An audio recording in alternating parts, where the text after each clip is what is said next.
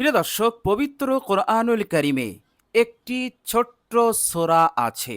সূরাটির নাম হচ্ছে সূরা ইনশিরাহ। প্রিয় দর্শক, এই সূরাটি কতবার পাঠ করলে আল্লাহ রাব্বুল আলামিন অবশ্যই আপনাকে ধনী বানাবেন, অবশ্যই আপনি মালদার হবেন। টাকা পয়সা এবং দৌলতের সম্পদের কোনো অভাব আপনার জিন্দিগিতে থাকবে না। আল্লাহ রাব্বুল আলামিন আপনার রিজিককে বৃদ্ধি করে দেবেন, অর্থাৎ প্রত্যেক দিন আল্লাহ পাক আপনার রিজিককে বৃদ্ধি করবেন। প্রত্যেক দিন আপনার আয় উন্নতি হবে। বলুন সুবহানাল্লাহ। প্রিয় দর্শক, শুধু তাই নয়, এই আমলটি এতটাই উপকারী ফজিলতপূর্ণ আমাদের জন্য।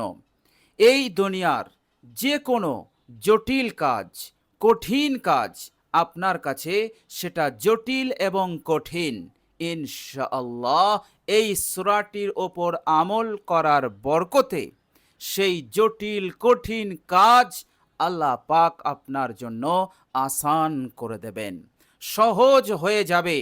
আপনি যে জিনিসটা লাভ করতে পারছেন না, কঠিন বলে সেটা লাভ করা আপনার জন্য অনেক কঠিন, আল্লাহ রাব্বুল আলামিন অসীম কুদরতের মালিক, তিনি আপনার জন্য সেটা সহজ করে দেবেন। বলুন সুবহানাল্লাহ। আপনার মনোবলকে আল্লাহ পাক বৃদ্ধি করে দেবেন। এভাবে করে আল্লাহ রাব্বুল আলামিন আপনার জিন্দগি হতে যাবতীয় বিপদ মুসিবতকে তিনি দূর করে দেবেন। বিপদ যত বড়ই হোক, যত কঠিনই হোক না কেন, আল্লাহ রাব্বুল আলামিন এই সূরা ইনশিরাহ এর আমলের বরকতে আল্লাহ পাক বিপদ মুসিবত হতে, আলা বালা ফিতনা হতে আপনাকে নিরাপদ রাখবেন। বলুন সুবহানাল্লাহ।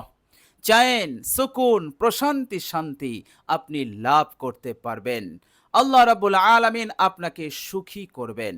সুখ স্বাচ্ছন্দ্য আপনার কদমে এসে যাবে। কলহ, বিবাদ, অশান্তি হতে আল্লাহ পাক আপনাকে হেফাজত করবেন। বলুন সুবহানাল্লাহ। প্রিয় দর্শক, এইভাবে করে আল্লাহ রাব্বুল আলামিন আপনার জিন্দেগির সমস্ত গুনাহ রাশিকেও তিনি মাফ করে দেবেন। অসংখ্য সওয়াব নেকি আপনি লাভ করতে পারবেন। বলুন সুবহানাল্লাহ। আল্লাহ রাব্বুল আলামিন সর্বক্ষণ আপনাকে সাহায্য করবেন। আল্লাহ পাকের রহমতের চাদরে আপনি অবস্থান করবেন ইনশাআল্লাহ। এইভাবে করে আল্লাহ রাব্বুল আলামিন আপনার মনের বড় বড় হাজত, আশা, আকাঙ্ক্ষাকে তিনি পূরণ করে দেবেন। বলুন সুবহানাল্লাহ। প্রিয় দর্শক, আল্লাহ সুবহানাহু ওয়া তাআলা পবিত্র কোরআনুল কারীমের মধ্যে বলেছেন, বিসমিল্লাহির রহমানির রহিম, ওয়া নুনাজ্জিলু মিনাল কুরআনি মা হুয়া শিফাউন ওয়া রাহমাতুল লিল মুমিনিন। আল্লাহ পাক বলছেন যে কোরআনে আমি এমন সূরা নাজিল করেছি, এমন আয়াত আমি নাজিল করেছি যেগুলো আমল করলে আরোগ্য পাওয়া যাবে, শেফা পাওয়া যাবে। এর মতলব হচ্ছে শারীরিক রোগ হতে তুমি মুক্তি পাবে, মানসিক রোগ হতে তুমি মুক্তি পাবে, এবং এই দুনিয়ার যাবতীয় অন্ধকার, জুলুমাত, বিপদ আপদ, মুসিবত, অভাব অনটন, অসচ্ছলতা, দুঃখ কষ্ট যন্ত্রণা, অশান্তি হতে তুমি মুক্তি পাবে, তুমি আরোগ্য লাভ করবে। এবং আল্লাহ রাব্বুল আলামিন বললেন যে এই সূরা তোমার জন্য রহমত স্বরূপ, মুমিনদের জন্য দয়া স্বরূপ, রহমত স্বরূপ। প্রিয় দর্শক, যখন আমরা রহমত হতে, আল্লাহ পাকের রহমত হতে দূরে সরে যাই, তখন দুনিয়ার যাবতীয় মুসিবত, যাবতীয় ফিতনা, যাবতীয় রোগ ব্যাধি বালা সব আমাদের জিন্দগিতে আসতে থাকে। আর যখন ওই আল্লাহ পাকের রহমত সঙ্গে থাকে, তখন এগুলো আর আপনার জিন্দগিতে থাকতে পারে না, এগুলো আসতে পারে না।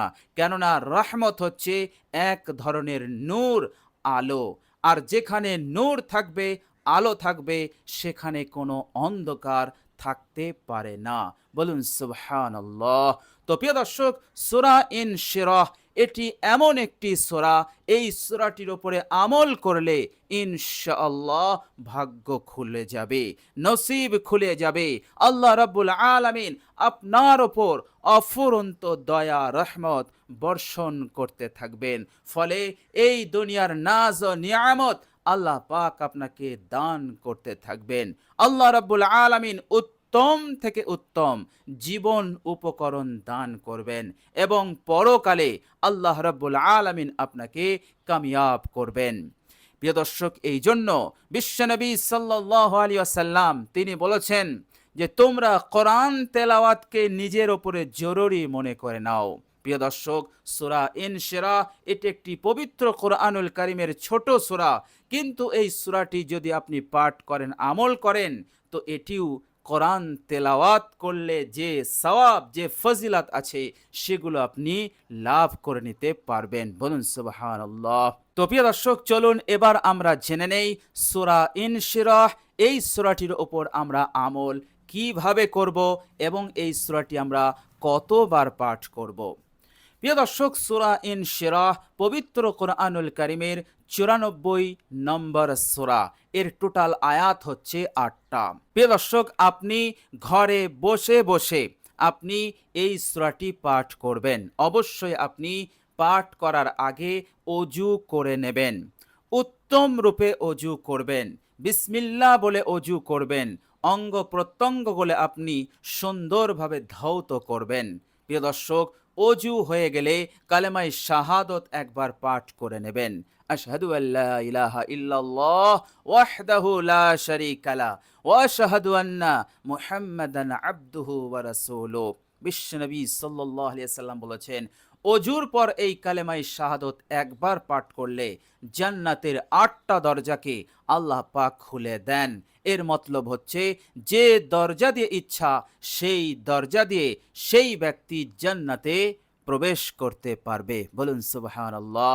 তো প্রিয় দর্শক, অবশ্যই আপনি অজু করে নেবেন। প্রিয় দর্শক, এরপর আপনি একবার দরুদ শরীফ পাঠ করবেন, দরুদে ইব্রাহিম পাঠ করবেন।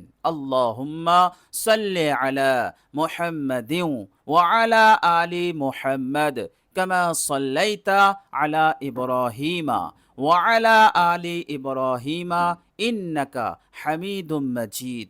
আল্লাহুম্মা বারিক আলা মুহাম্মাদিন ওয়া আলা আলি মুহাম্মাদ কামা বারাকতা আলা ইব্রাহিমা ওয়া আলা আলি ইব্রাহিমা ইন্নাকা হামিদুম মাজিদ। এরপর আপনি সূরা ইনশিরাহ 41 বার পাঠ করবেন। আউযু বিল্লাহি মিনাশ শাইতানির রাজীম। বিসমিল্লাহির রহমানির রহিম। আলাম নাশরাহ লাকা সাদরাক ওয়া ওয়াদা'না আনকা বিজরাক আল্লাযী